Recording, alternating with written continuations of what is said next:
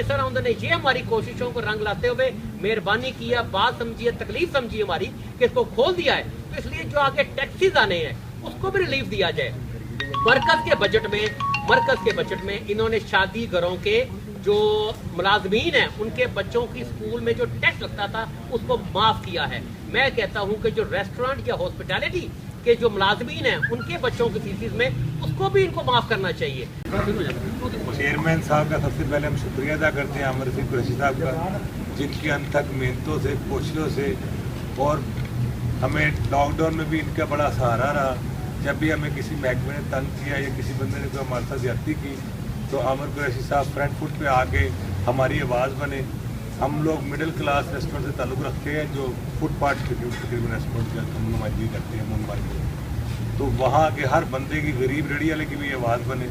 इसलिए आज की जो हमारी ये प्रेस कॉन्फ्रेंस जो मीटिंग है इसको मैं खुशी का रंग देना चाहता हूँ। मैं ये चाहता हूँ कि जो हमारी रिक्वायरमेंट या इल्तजा है फर्दर वो हम फिर किसी वक्त बात कर लेंगे, लेकिन गवर्नमेंट को फाइनली ये मैं कहना चाहता हूँ कि शुक्रिया अदा कर रहे हैं उनका हम, लेकिन कोई ऐसी नई मुसीबत हमारे गले में ना डाल दे कि हम रेस्टोरेंट खोल के ना बंद करने जोगे रहे ना खोलने जोगे रहे। सबसे पहले मैं सब दोस्तों का, वज़ीर आज़म साहब और असद उमर और सब दोस्तों का शुक्रिया अदा करता हूँ। उन्होंने सभी जो सर्विसेज देने वाली दृष्टि की, इसके अलावा टाइमिंग की, वो हफ्ते का जो दिन था वो भी उन्होंने वर्किंग पे ले आए हैं।